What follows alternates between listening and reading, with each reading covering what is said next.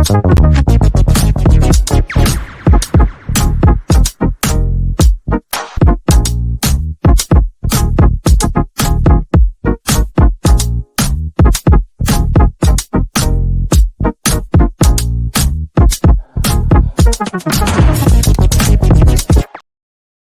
Friday, everybody. Happy Calvin Phillips Day. Hope you're safe and well. Wow. Good. All been confirmed, obviously, early this morning, 9 o'clock, that we have another England international in our squad, a homegrown player. That's really important, albeit a loan deal with no obligation or options to buy. But a price has been set, apparently. So we'll see what happens. But it's Hammer's Headlines in association with the KUMB.com boys. 3 stories. One, a mystery. Ooh. And then a bit of a loan roundup, and also contract news.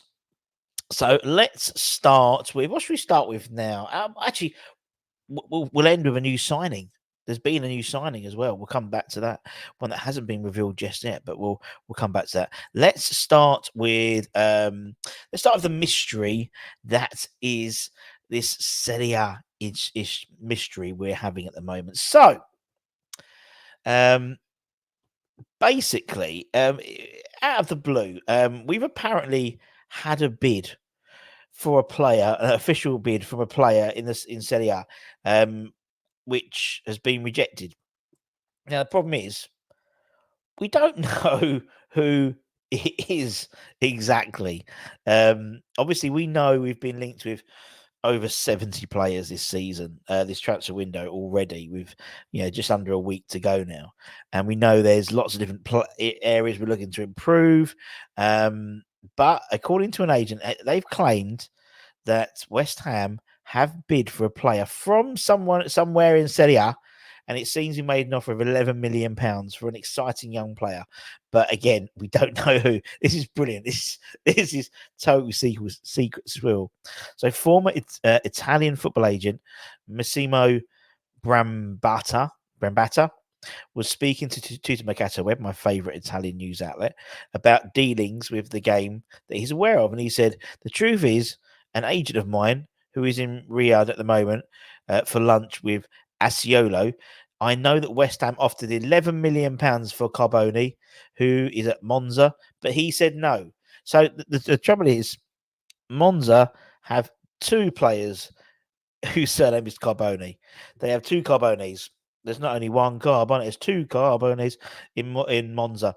There's Andre Carboni, so 22-year-old centre-back, whilst Valentine Carboni is an 18-year-old attacking midfielder. Now, what's interesting is that the agent claims that he, as in the player himself, turned the move down, which means our offer must have been accepted, and then he didn't want to come to West Ham. So, I mean, both players are young. Both players have bags of potential. Whether we go back in for a Carboni is whoever it may be is we have to wait to see. But it's interesting. I mean, you can see both. Andrea Carboni, 22, centre back. It's an area we're looking at. Investing in young centre back, or Carboni, the 18-year-old attacking midfielder. We're obviously linked with the likes of Ibrahim Osman and stuff like that. So, either or. But it's just typical. We have bid for a player, but we just don't know who it was. Brilliant. Thanks, Massimo. Thank you very, very much. Let's talk about loans. Obviously, we've got lots of players out on loan at the moment. And so I thought I'd do a little bit of a rundown over the last sort of few days, really. One of the main ones, one of the most recent loanees out is Gideon Kadua, the under 21, under 23, I've recorded this day, captain. He went to Wickham and he made his EFL debut against Wigan in the week. So have a quick look here. An injury to the referee early in the second half led to a 20-minute delay while a qualified official was sourced from the crowd to deputise for the 4th official, while he took over as the referee. With the game still goalless, Kadua was introduced as a substitute in the first 23 minutes of added time while he replaced former West Ham player Kieran Sadlier. and joined fellow current Irons loanee, Freddie Potts on the pitch. However, it was Wigan who snatched a late winner. So obviously, Kadua's senior debut ended in defeat. Wycombe are now 17th in League One, 4 points above Reading in fourth. And fourth and final relegation place. So, yeah, a precarious position for Wycombe at the moment. But all intents and purposes, Freddie's doing very well out there as Wycombe as well. Elsewhere on Tuesday, what's his name? Cian Forsum. He completed a full 90 minutes for Dagenham Redbridge as they snatched a late victory of their own. They beat Dorking Wanderers, we're going to talk about in a minute, in the National League 2-1. So, yeah, great to see Cian getting some minutes there. Elsewhere, West Ham confirmed that Billy Bates, the youngster, has signed for Cheshunt. Where he started his career as a schoolboy, and he's moved back to Cheshunt, which is obviously wish him all the well there. Flynn Downs, we know, helped Southampton set a new club record as they extended their run without defeat to 21 games following a 3-1 win over Swansea at the weekend. It was his birthday and he scored a great goal, actually. So his third goal, the afternoon's third goal, he's been doing really well. A bumpy start at the beginning of Southampton's his loan spell, but he's really sort of coming into his own as well. Other positives coming through. Actually, Southampton play Watford on Sunday in the FA Cup, so that's the next game for him. Other positives, we had Christian Heggie made his Dutch Eredivisie, the second one, debut, not the top division, when he saw what's it? So it was his debut. Yeah, his debut. They stay undefeated from his first two fixtures for FC Den Bosch, with action on Monday and Friday. His first appearance in Holland arrived last Monday when he battled a 2-2 draw against Yon PSV. Obviously, he spent the first half of the season on loan at Stevenage, had rave reviews from Stevenage fans, and that was cut short to then go to play for Den Bosch. What else we got? Tilo Kehra's Monaco progressed to the last 16 of the French Cup with a 3-1 victory. On Saturday, he played the full 90 minutes, and it was a former West Ham linked player, Ben Yedder hat-trick. Monaco return to league action against Marseille tomorrow in the next round, and then they face FC Rouen in the next round, the French Cup, on the 7th of February, if anyone's interested.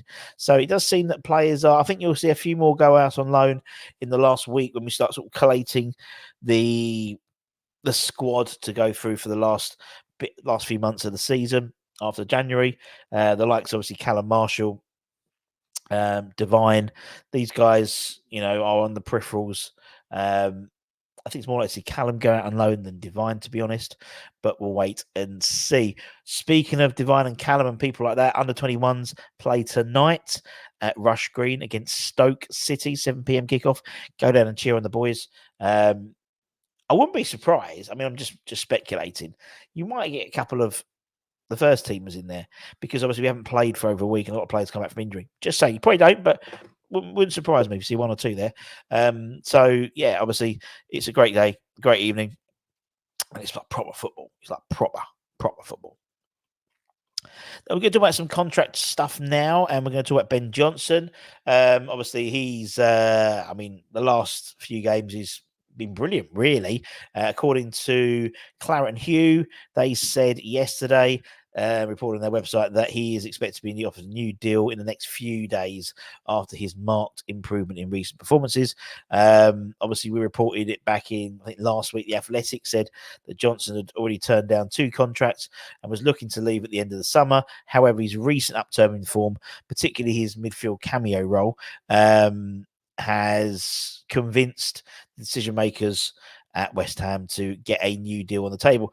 It's believed that he's looking for about £60,000 a week, which is a marked increase in what he's currently on his current deal. But don't forget, his current deal was a long-term deal with a 2-year option, which we took 2 years ago. So it was several years ago he actually signed the deal, to be fair. He's been linked with moves to the likes of Leeds, Rangers, Real Betis, Villarreal. So there's no shortage of people wanting to take him on. But the Hammers are now keen to ensure he doesn't leave the club in the immediate future.